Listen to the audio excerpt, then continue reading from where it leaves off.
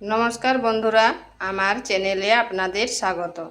তো প্রতিদিনের মতো আজকেও একটা নতুন ধরনের ভিডিও নিয়ে এসেছি। আজ বানাবো আলু পটলের নিরামিষ কালিয়া। পটল তো অনেক রকম করে খেয়েছেন, একবার এইভাবে করে দেখবেন, খেতে দারুণ লাগে। তো চলুন দেখে নেওয়া যাক আমি কিভাবে এই রেসিপিটা রান্না করি। এখানে নিয়েছি পটলগুলোকে ছুলে করে এইভাবে দু টুকরো করে কেটে নিয়েছি আর ধুয়ে নিয়েছি। আর আলুগুলোকেও এইভাবে ডুমো ডুমো করে কেটে নিয়েছি। কড়াইতে দিয়ে দিচ্ছি তেল।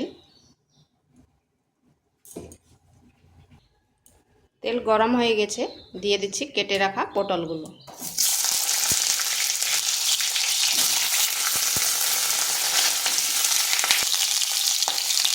দিচ্ছি হলুদ আর লবণ।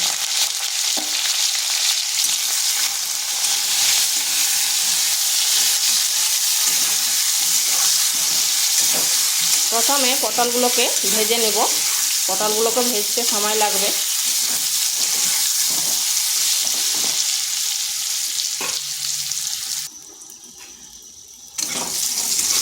পটলগুলো 4 থেকে 5 মিনিট সময় লেগেছে। এইভাবে একটু লাল লাল করে ভেজে নিয়েছি। সেগুলো হয়ে গেছে, তুলে নিচ্ছি।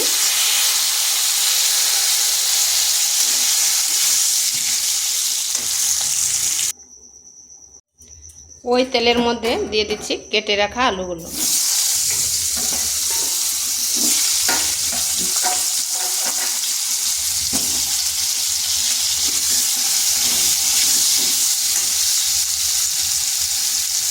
সামান্য একটু লবণ দিচ্ছি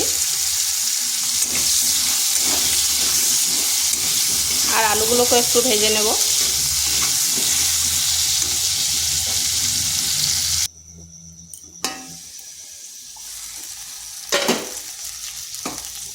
আলুগুলোকেও এইরকম লাল লাল করে ভেজে নিয়েছি।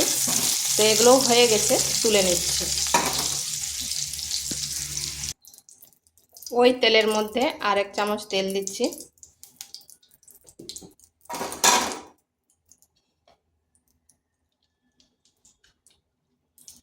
ফোড়নে দিচ্ছি 2টো এলাচ, 2 টুকরো দারচিনি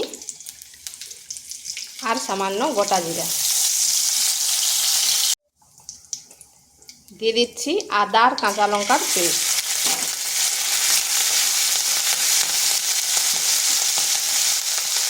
দিচ্ছি একটা টমেটোকে গ্রেট করে রেখেছিলাম।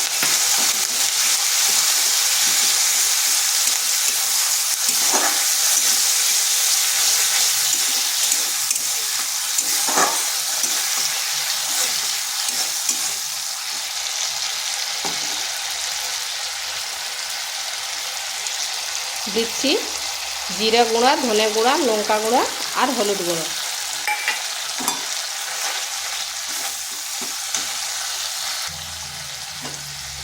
সামান্য একটু জল দেব।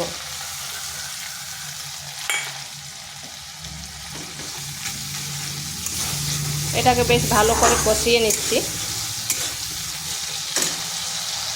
দিয়ে দিচ্ছি একটা তেজপাতা।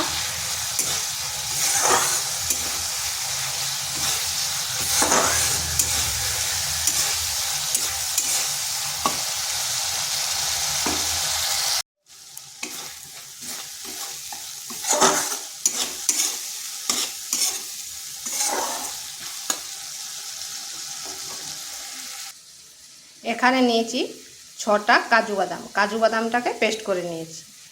দিয়ে দিচ্ছি 3 থেকে 4 চামচ দুধ।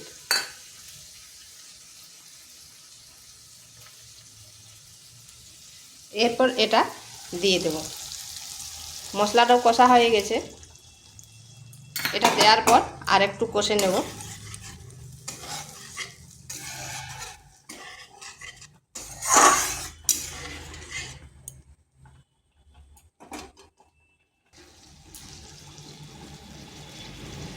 এখানে দেব পরিমাণ মতো লবণ, যেহেতু আগে লবণ দেওয়া ছিল, আর কয়েক দানা চিনি। এখানে আমি কাজু বাদাম দিয়েছি।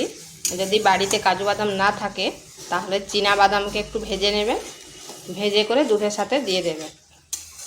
বা চাল মগজও দিতে পারেন। এটাকে একটু কষে নিচ্ছি।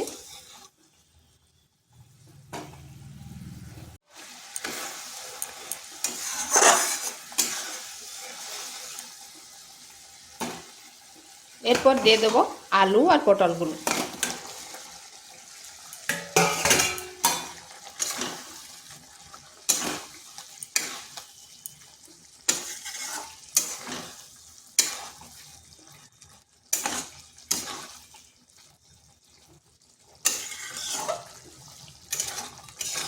ভালো করে আলু পটলের সাথে মিশিয়ে নিচ্ছি।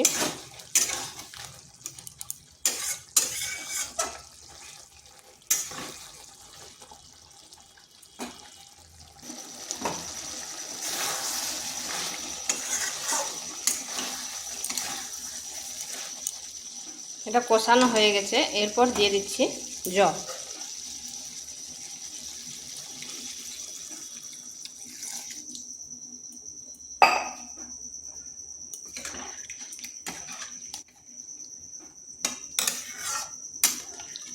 এটাকে ঢাকা দিয়ে 4 থেকে 5 মিনিট রেখে দিচ্ছি।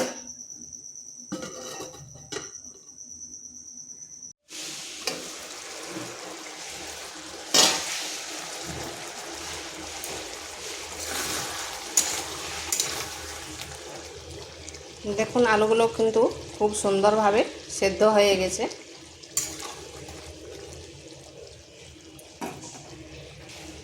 এখানে দিয়ে দিচ্ছি গরম মশলা।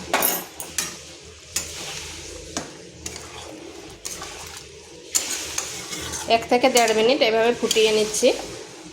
তো এইভাবে একবার আলু পটলের নিরামিষ কালিয়া করে দেখতে পারেন। এটা গরম ভাত, রুটি, পরোটার সাথে খেতে কিন্তু দুর্দান্ত লাগে। তো এটা হয়ে গেছে, এরপর নামিয়ে নেব। আর ভিডিওটা ভালো লাগলে লাইক, শেয়ার, কমেন্ট অবশ্যই করবেন। আর নিত্য নতুন রেসিপি পাওয়ার জন্য চ্যানেলটিকে সাবস্ক্রাইব করবেন।